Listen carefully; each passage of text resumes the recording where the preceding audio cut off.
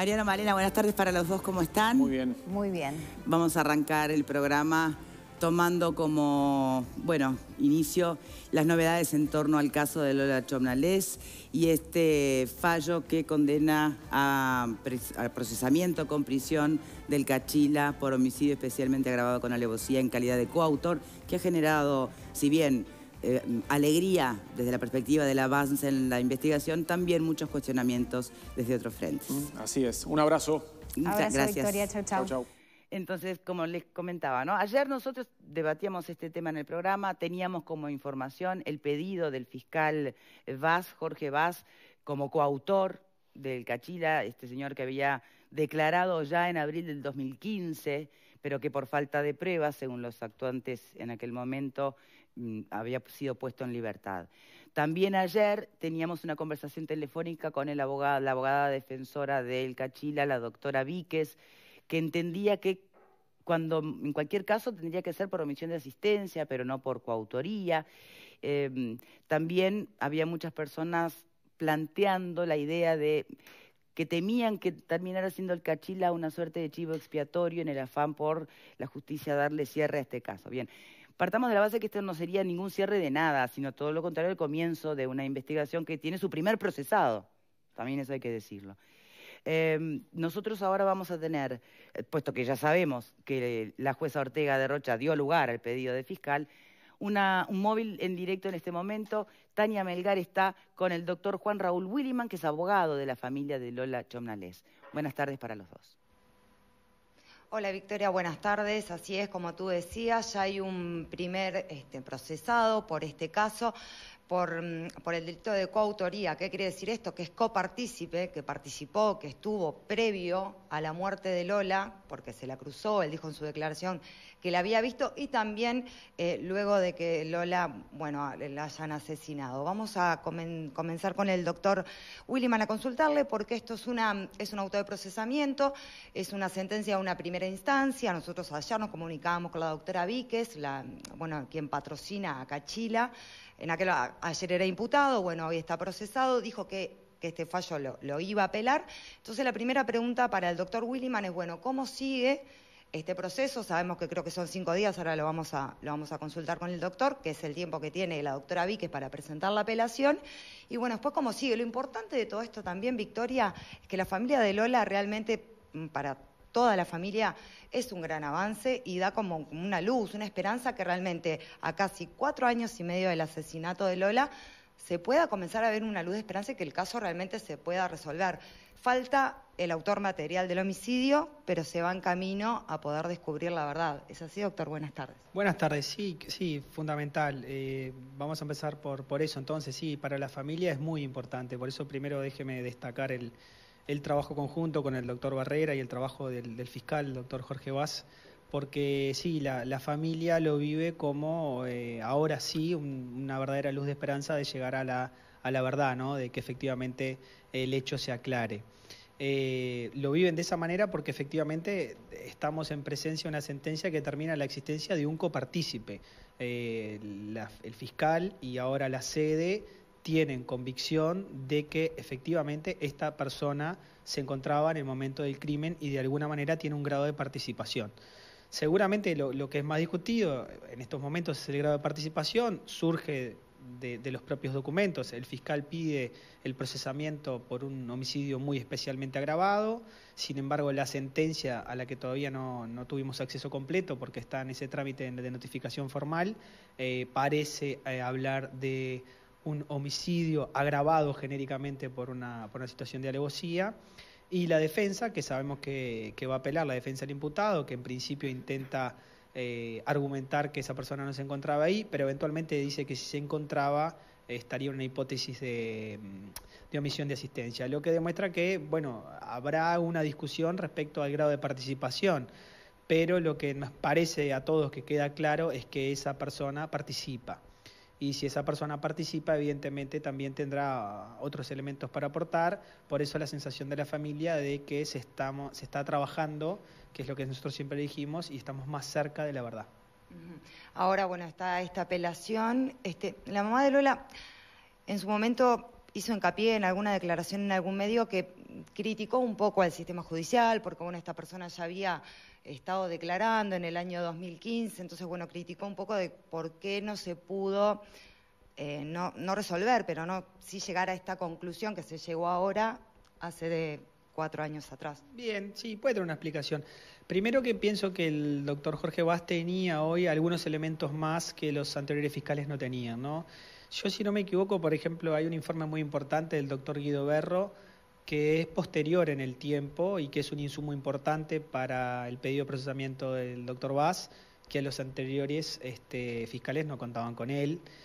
Si no me equivoco, hay algún informe criminológico de fecha posterior y hay que agregar que el doctor Vaz reindaga y en esta indagatoria última que fue el lunes, acuérdense que el lunes fueron las audiencias, al término del día él pide el procesamiento, la defensa contesta ayer martes y recién hoy miércoles, bueno, de madrugada estuvo la sentencia. En esas audiencias indagatorias se contó con una pericia semiológica, o sea que el doctor Vaz le fue agregando otros elementos para sustentar la posición que lo lleva a sostener que esa persona coparticipa y por ende pedirle el procesamiento. Victoria, ¿te escuchamos? Sí, doctor Williman, ¿cómo le va? ¿Usted es abogado de la familia desde el inicio? No, el que está del inicio es el doctor Barrera, yo hace 2 años y medio, 3, 2 años creo, no tengo la fecha exacta. Bien. 2 años que estamos trabajando en la causa, bien, de forma conjunta. Cuando en aquel momento, cuando en el 2015 se pone en libertad al Cachila por falta de pruebas, sí. ¿Ustedes qué pensaron en ese momento? ¿Compartieron esa decisión? La verdad que la familia no. En realidad siempre estuvo... Sí, la familia siempre tuvo la convicción de que alguna responsabilidad le cabía. Pero bueno, la familia, me lo preguntaron siempre, Diego y Adriana, lo hablamos siempre con el doctor Barrera. En Uruguay no existe la querella de parte. La verdad es que uno depende de quien tiene la acción y la acción depende de la fiscalía. La acción es pública, son los fiscales los titulares de la acción penal.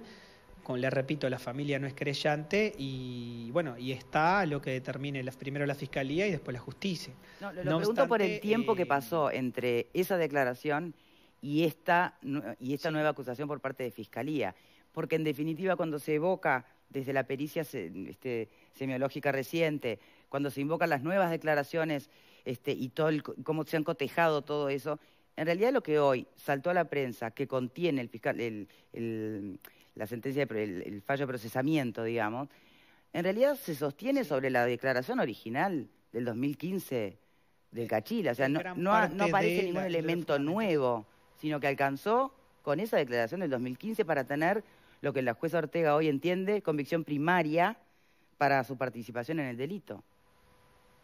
Bueno, también es cierto que los fiscales tienen independencia técnica y que no necesariamente todos los fiscales tienen que opinar lo mismo. De hecho, eso pasa habitualmente. Hoy, con el nuevo código que la víctima puede pedir reexamen por fiscal subrogante, también nos pasa. Nos pasa que un fiscal tiene una posición, la víctima pide que se reexamine el caso y otro fiscal reexamina el caso y piensa distinto. También sucede con los pedidos de sobreseimiento en el código nuevo, donde la víctima puede oponerse y pedir que haya un fiscal subrogante que reexamine el caso. ¿Eso qué significa? Que la independencia técnica hace que cada fiscal tenga una posición distinta. Aún así, yo creo que el fiscal Vaz le agrega otros elementos a la declaración original que los nombré hace muy poquito. Sí, pero lo que pasa es que no aparecen en ese pedido de procesamiento. ¿En el fallo? Sí. El fallo todavía no está. El tema es que, claro, como fue 5 menos 20 de la madrugada que se dictaminó, la doctora Ortega lo estaba redactando, suponemos que... Puede aparecer en partes que todavía no se han... Puede ser que todavía estén partes que no se hayan publicado. Claro, yo el fallo oficial, le voy a decir la verdad, no fue ni notificado formalmente ni está publicado en la página del Poder Judicial. Para hablar del fallo habría que efectivamente tener acceso íntegro. Solo tenemos el hecho, sí fuimos comunicados de que se hizo lugar el procesamiento y el delito que se le imputa, pero no el contenido del fallo. Formalmente y oficialmente el contenido del fallo todavía no está. Bien, yo entiendo que usted lo que plantea es la independencia técnica de los fiscales. Permítame que insista con una pregunta. Y a la que también hacía referencia creo que Tania, ¿no? Porque ayer en la noche, en el programa Apuesta de 10 de Radio Universal, el periodista César Bianchi mantiene una conversación telefónica con Adriana Belmonte, con la mamá de Lola, ¿no? Y ella lo que destaca es que hubo negligencia, así le llama, a lo que fue la actuación de los magistrados en el 2015. Por el contrario, destaca como impecable la actuación del fiscal Jorge Vaz en este momento, fiscal que hace pocos meses nada más toma contacto con el caso. Y a estas declaraciones salta el fiscal de Corte, Jorge Díaz, calificando como injustas las críticas a la actuación de los magistrados en el 2015. ¿Usted cómo se ubica? ¿Qué opina concretamente? Bueno, yo me digo en un lugar muy especial. Primero, no sería incapaz de cuestionar las declaraciones de Adriana, que me parece una persona maravillosa y me parece que habla del dolor y me parece que está bien y esa puede ser su opinión.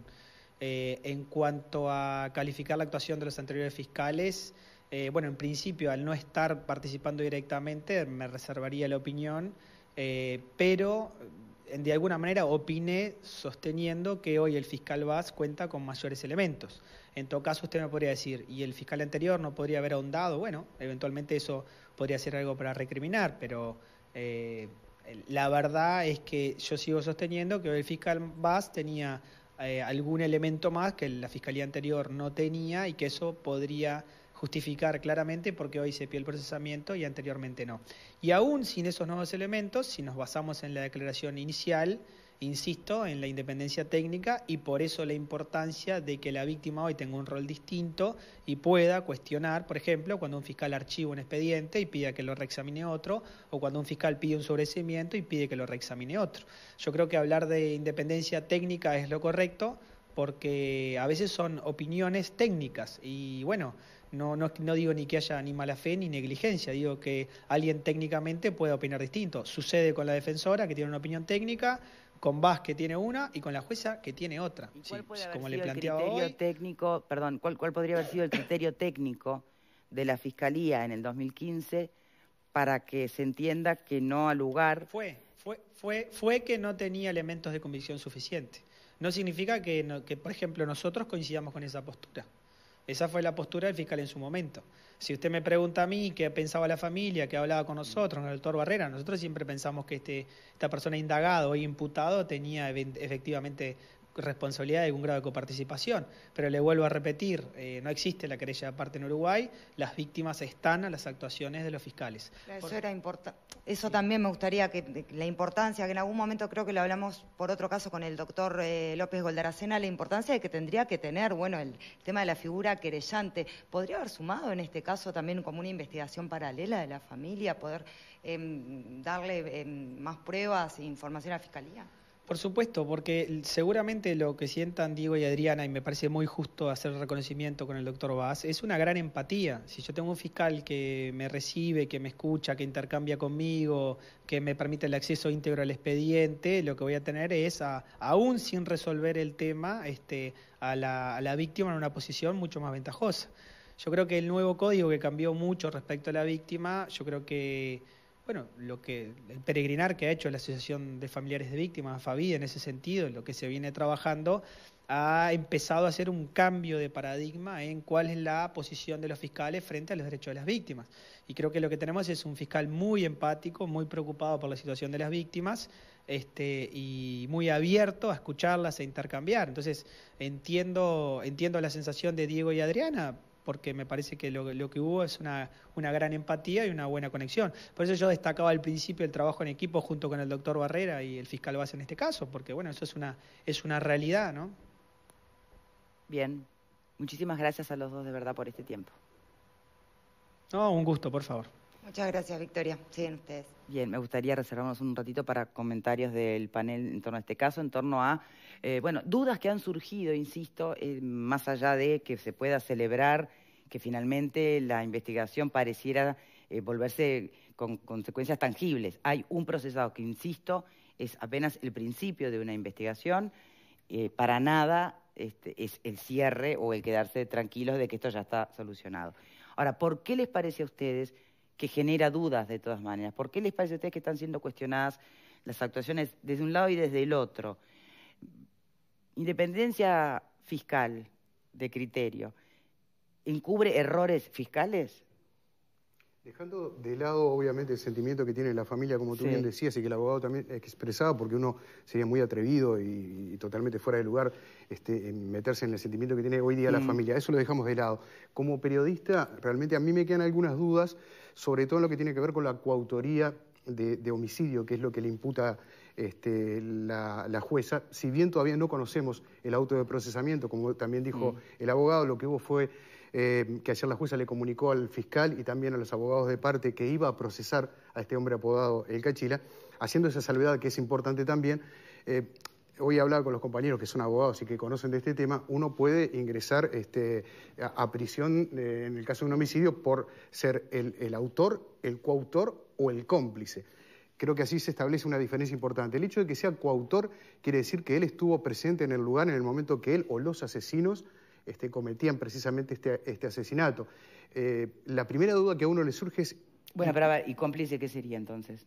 Cómplice no necesariamente tiene que haber participado del asesinato, puede haber estado presente. Para ser coautor necesita que haya sido protagonista de un hecho que, sin ser el decisivo para darle muerte, haya sido necesario para el fin de dar muerte. Porque el hecho de que él estuvo en el lugar, de que el Cachila estuvo en el lugar antes y después, surge de su propia declaración en el 2015. Para poner un ejemplo que no es el caso, pero para que se quede claro, supongamos que si hubiera sido por un disparo, supongamos, el autor es el que dispara y el coautor es el que, por ejemplo, tiene sostenida a la víctima para que no se escape. Ese sería un coautor. O el que está simplemente, o que anda con el que disparó. No, porque puede ser ver el hecho y no revelar a la justicia y ser un cómplice cuando es detenido. Claro, esa sería la hipótesis. Ahí surgen algunas dudas. Por ejemplo, la hipótesis de dos asesinos encontrándose en el lugar del hecho, dispuestos a asesinar a esta jovencita, parece por lo menos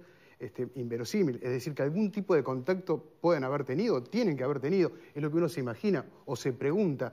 Es decir, si este coautor hoy procesado ingresó en el año 2015 y mantuvo declaraciones, ¿eso significa que necesariamente el autor o los autores también estuvieron ante sede judicial declarando? Porque si esto pasó y quedó libre, uno puede llegar a pensar eso. Perdón, y lo otro es, ¿y él solo va a asumir la responsabilidad? Pero ¿y eso quién lo está diciendo? No, digo yo, porque él no declara que nadie cometió el delito de la autoría. Es decir, les pregunto a mis compañeros también, el hecho de que alguien diga, sí, yo fui coautor, pero el que efectivamente disparó fue fulanito de tal, ¿incide en algo en la pena que puede llegar a tener después? Incide. ¿Y por qué no lo hizo?